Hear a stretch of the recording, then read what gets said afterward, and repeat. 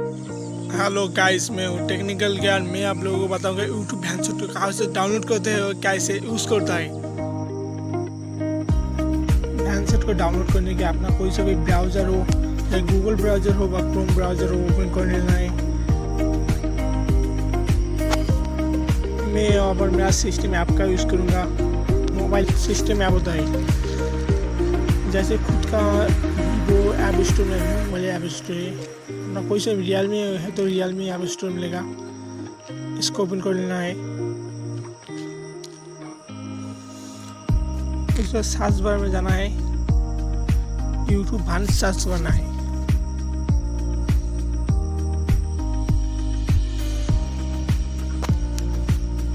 YouTube भांस official free ये वो आ रहा है, इसका डाउन का देख सकते हो। बहुत सारे है, कोई सा भी एक डाउनलोड कर सकते हो।